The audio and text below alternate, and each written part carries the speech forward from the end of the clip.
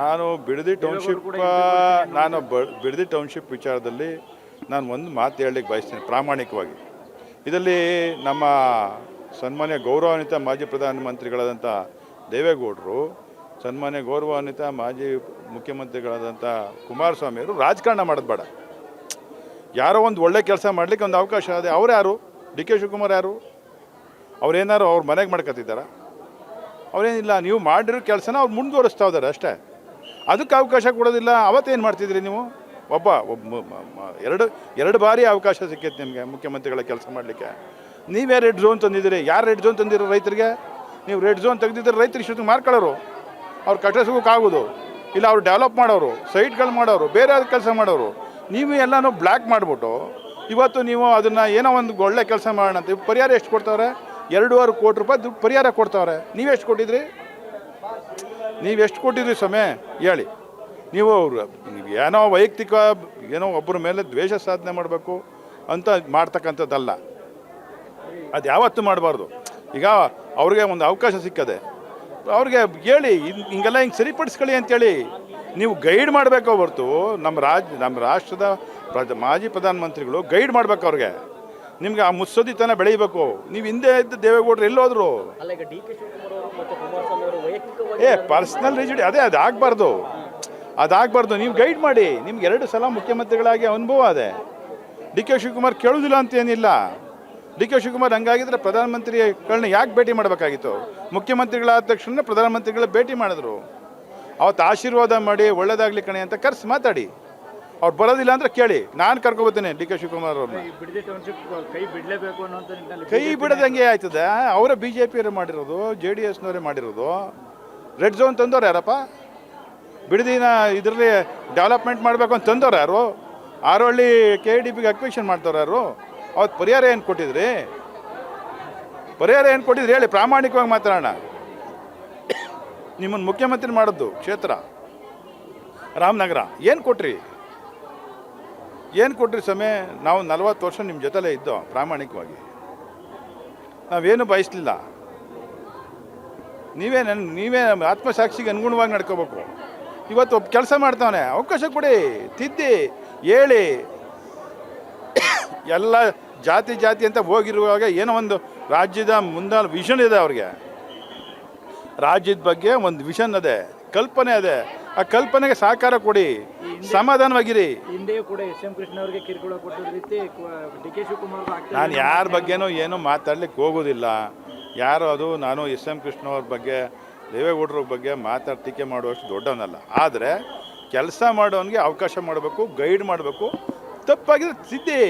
2.5 ಕೋಟಿ ಬೇಡ, 5 ಕೋಟಿ ಕೊಡ್ಬೇಕಾ ಹೇಳಿ. ಅದನ್ನೇ ರೈತ ಬದುಕಲಿ. ನೀವು ಎಲ್ಲನೂ ಅಕ್ವಿಷನ್ ಮಾಡಿದವರು, ನೀವು ನೋಟಿಫಿಕೇಶನ್ ಮಾಡಿದವರು, ನೀವು ರೆಡ್ ಝೋನ್ ಕೊನೆಗೆ ಏನೂ ಆಗಲಿಲ್ಲ ಅಂತೇಳಿ ರೆಡ್ ಝೋನ್ ಮಾಡಿ ಇಟ್ಬಿಟ್ಟು ಹೋದವ್ರು ನೀವು. ಯಾರು ಸ್ವಾಮಿ ಮಾಡಿದವ್ರು ರೆಡ್ ಝೋನ್ನ? ಡಿ ಕೆ ಶಿವಕುಮಾರ್ ಮಾಡಿದ್ರಾ? ಇಲ್ಲ ಸಿದ್ದರಾಮಯ್ಯವ್ರು ಮಾಡಿದ್ರಾ? ಹೇಳಪ್ಪ. ಇದೊಂದು ಪ್ರಶ್ನೆ ರೈತರಿಗೆ ಬಿಡ್ತೀನಿ. ರೈತರಿಗೆ 2.5 ಕೋಟಿ ಬೇಡ, 5 ಕೋಟಿ ಕೊಡಿ ಸ್ವಾಮಿ ಅಂತ ಕೇಳಿ. You must demand. ರೈತರನ್ನ ಡಿಮ್ಯಾಂಡ್ ಮಾಡಿ ಸ್ವಾಮಿ. ನೀವು ಹೇಳಿ. ಪ್ರಧಾನಮಂತ್ರಿಗಳಾಗಿದ್ರಲ್ಲ, ನಿಮಗೆ ಅನುಭವ ಇಲ್ವಾ? ಆ ಕ್ಷೇತ್ರದಿಂದ ನೀವು ಮುಖ್ಯಮಂತ್ರಿಗಳಾಗಲಿಲ್ವಾ? ಇದೇ ಜನ ನಿಮಗೆ ಕೈ ಹಿಡಿಲಿಲ್ವಾ? ಟೌನ್ಶಿಪ್ ವಿಚಾರದಲ್ಲಿ 2 ಪಕ್ಷಗಳಿಗೆ ರಾಜಕೀಯ ಮಾಡ್ತಾರೆ. ಬರೀ ರಾಜಕಾರಣ ಮಾಡಿಬಿಟ್ರೆ ಬೇರೆ ಏನು ಮಾಡ್ತಾಯಿಲ್ಲಪ್ಪ. ಬರೀ ರಾಜಕಾರಣ ಮಾಡ್ತಾ ಇರೋದಷ್ಟೇ. ಒಳ್ಳೇದು ಮಾಡಬೇಕು, ರೈತರಿಗೆ ಒಳ್ಳೇದು ಮಾಡಬೇಕು ಅಂತ ಮಾಡ್ತಾ ಇಲ್ಲ. ಟೌನ್ಶಿಪ್ ಮಾಡಿದ್ರೆ ಇವ್ರದ್ದು ತನ್ನ ಜಮೀನಾಗೋದಿಲ್ಲ. ಯಾರು ಜಮೀನು ಇದ್ದಾವಪ್ಪ? ತನಿಖೆಗೆ ಆಗಪ್ಪ.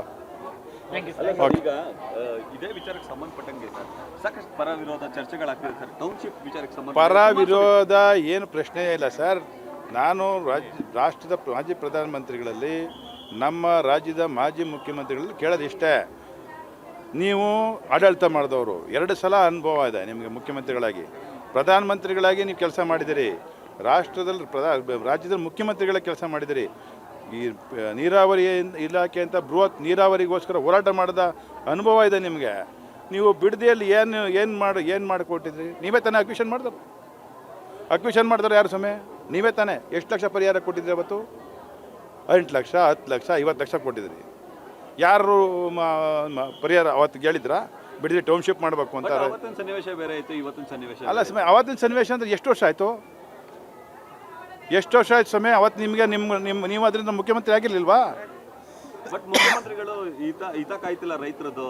ಮುಖ್ಯಮಂತ್ರಿಗಳು ನಿಜವಾಗಿ ಹಿತ ಕಾಯ್ತಾ ಇರೋರು ನಮ್ಮ ಮುಖ್ಯಮಂತ್ರಿ ಡಿ ಕೆ ಶಿವಕುಮಾರ್. ಜ್ಞಾಪಕ ಮಾಡಿಕೊಳ್ಳಿ, ನೀವು ಮಾಡೋದನ್ನು ಕೆಲಸನ ಮುಂದುವರ್ಸ್ಕೊಂಡು ಹೋಯ್ತವ್ರೆ. ರೆಡ್ ಝೋನ್ ಮಾಡಿದಾರೆ ಯಾರು? ನೀವು ಅಷ್ಟೊಂದೆಲ್ಲ ನಿಮಗೆ ಭಾಳ ಮುಂದಾಲೋಚನೆ ರೈತರಿಗೆ ಸಹಾಯ ಮಾಡಬೇಕು ಅಂತಿದ್ರೆ ರೆಡ್ ಝೋನ್ ಯಾಕೆ ಮಾಡಿದ್ರಿ? ರೆಡ್ ಝೋನ್ ಮಾಡಿ ರೈತರನ್ನ ಯಾವುದೂ ಜಮೀನು ಮಾರಂಗಿಲ್ಲ ಅಂತ ಯಾಕೆ ಮಾಡಿದ್ರಿ? ಬಿಡೋರಿ ಫ್ರೀಯಾಗಿ, ನೀವೇ ಇದ್ರಲ್ಲ ಮುಖ್ಯಮಂತ್ರಿಗಳಾಗಿ. ಬಟ್ ಒಬ್ಬ ಮಾಜಿ ಸಿ ಎಂ ಸರ್ ಕಲ್ಲೂರು ಉದಯಂತವರು ಯಾವ ಊರು ಸೀಮೆ ದಾಸಯ್ಯ ಈ ಥರದ ಪದ ಬಳಸೋದು ಎಷ್ಟು ಮಟ್ಟ? ಎಲ್ಲ ನಾನು ಅದು ಮಾತಾಡಬಾರ್ದು. ಅದು ಮಾತಾಡಿದರೆ ನಾನು ವಿಷಾದ ವ್ಯಕ್ತಪಡಿಸ್ತೀನಿ, ಅದು ಮಾತಾಡಬಾರ್ದು. ಆದರೆ ಮುಖ್ಯಮಂತ್ರಿಗಳಾಗಿ ಮಾಜಿ ಪ್ರಧಾನಮಂತ್ರಿಗಳು ಆಗಿ ಇಬ್ಬರೂ ಈ ಥರ ನಡ್ಕೊಳ್ಳೋದು ಈ ರಾಜ್ಯಕ್ಕೆ ಒಳ್ಳೆಯದಲ್ಲ. ಆಮೇಲೆ ಅದರಲ್ಲೂ ರಾಮನಗರ ಅವ್ರಿಗೆ ಎಲ್ಲವನ್ನ ಕೊಟ್ಟದ್ದು. ಈ ರಾಷ್ಟ್ರದಲ್ಲಿ ಒಂದು ಗುರುತಿಸ್ತಕ್ಕಂಥ ಕೆಲಸವನ್ನು ರಾಜ್ಯದಲ್ಲಿ ಗುರುತಿಸ್ತಕ್ಕಂಥ ಕೆಲಸ ಯಾವುದಾದ್ರು ಮಾಡಿದರೆ ಅವ್ರಿಗೆ ಅದು ರಾಮನಗರ. ಅವತ್ತು ಎಷ್ಟು ಆಸೆ ಇಟ್ಕೊಂಡು ಕಲ್ಪನೆ ಇಟ್ಕೊಂಡು ಬಂದ್ರಿ ನೋಡಿ, ಇವತ್ತೇನಾಗದೆ? ನಿಮ್ಮ ಕೊಡುಗೆ ಏನು ಸುಮ್ಮನೆ? ಬಟ್ ಒಕ್ಕಲಿಗರ ನಾಯಕತ್ವಕ್ಕಾಗಿ ಈ ರೀತಿ ಫೈಟ್ ಆಗ್ತಿದೆಯಾ ಸರ್? ಅಂದರೆ ಸರ್, ಒಕ್ಕಲಿಗರ ನಾಯಕತ್ವ ಡಿಸೈಡ್ ಮಾಡೋದು ಜನ. ಒಕ್ಕಲಿಗರು ತೀರ್ಮಾನ ಮಾಡ್ತಾರೆ. ಕೆಲಸ ಮಾಡ್ಲಿಕ್ಕೆ ಅವಕಾಶ ಕೊಡಿ. ಅವ್ನು ಇನ್ನೂ 30 ದಿವಸ ಆಗಲಿಲ್ಲ, 30 ಡೇಸ್ ಆಗಲಿಲ್ಲ, ಒಂದು 6 ತಿಂಗಳು ಕೆಲಸ ಮಾಡ್ಲಿಕ್ಕೆ ಅವಕಾಶ ಕೊಡಿ. ಅವ್ರ ತಲೆ ಒಳಗಡೆ ಏನದ ಮಾಡಲಿ. ಡಿ ಕೆ ಶಿವಕುಮಾರ್ಗೆ ಅವ್ನು ಕಳ್ಳನೋ ಬೆಳ್ಳನೋ ಸುಳ್ಳನೋ ಗೊತ್ತಾಯ್ತದೆ, ಬಂಡವಾಳ ಬರ್ತದೆ. ತಾಳ್ಮೆಯಾಗಿರಿ. ಅವ್ನು ಕೆಲಸ ಮಾಡಿದ್ರೆ ಅವನು ಜಾತ್ಯತೀತ ನಾಯಕ. ಯಾರೋ ನಮ್ಮ ಡಿ ಕೆ ಶಿವಕುಮಾರ್ ಜಾತ್ಯತೀತ ನಾಯಕ. Is not only for Vokkaliga, is A secular man. Congress ಪಕ್ಷ ಸೆಕ್ಯುಲರ್ ಆಗದೆ, ಒಂದು ಅವಕಾಶ ಕೊಟ್ಟಿದ್ದಾರೆ, ಮಾಡಿ. ಅದಕ್ಕೆ ಅವಕಾಶ ಕೊಡಿ.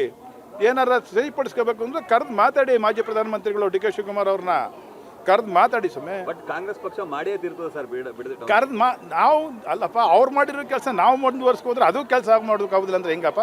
ಈಗ ಸಚಿವ ಸ್ಥಾನದ ಆಕಾಂಕ್ಷಿ ಆಗಿದ್ರಿ ಸರ್? ಗ್ಯಾರಂಟಿಯಾಗಿ 100%. ತಾಯಿ ಹತ್ರ ಕೇಳಿದ್ದೀನಿ, ನಾನು ಕೊಡಲೇಬೇಕು ಅಂತ ಪ್ರಾರ್ಥನೆ ಮಾಡಿ. ಬಟ್ ಮಂಡ್ಯದಲ್ಲಿ ಸಿಕ್ಕಾಪಟ್ಟೆ ಕಾಂಪಿಟೇಷನ್ ಇದೆ ಅಲ್ಲ ನೋಡಿ ಬುಣಪ್ಪ, ನಾವು ಬೇರೆಯವ್ರ ಬಗ್ಗೆ ಮಾತಾಡ್ಲಿಕ್ಕೆ ಹೋಗೋದಿಲ್ಲ. ಒಂದು ಅವಕಾಶ ಕೊಡ್ರಿ. ಈಗ ನಾನು 3ನೇ ಬಾರಿ ಶಾಸಕನಾಗಿದ್ದೀನಿ. ನಮ್ಮ ತಾಯಿ 3 ಬಾರಿ ಶಾಸಕನಾಗಿದ್ದಾಗ PA ಕೆಲಸ ಮಾಡಿದ್ದೀನಿ.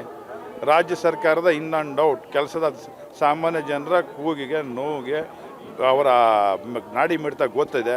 ನೀವು ಕೆಲಸ ಮಾಡೋಕ್ಕೆ ಅವಕಾಶ ಕೊಡಿ. ಪಕ್ಷನೂ ಕಟ್ತೀನಿ, ಕೆಲಸನೂ ಮಾಡ್ತೀನಿ. ಈ ಪಕ್ಷಕ್ಕೆ ಒಳ್ಳೆಯ ಹೆಸರು ತಗೋಬರ್ತೀನಿ. ವಿಶ್ವಾಸ ಇದೆ ಸರ್, ಸಿಗುತ್ತೆ 100ಕ್ಕೆ 200 ಭಾಗ ವಿಶ್ವಾಸ. ಕೊಡ್ತಾರೆ ಅಂತ ನಮ್ಮ ಮುಖ್ಯಮಂತ್ರಿಗಳ ಮೇಲೆ, ನಮ್ಮ ಹಿಂದಿನ ಮುಖ್ಯಮಂತ್ರಿಗಳ ಮೇಲೆ ವಿಶ್ವಾಸ.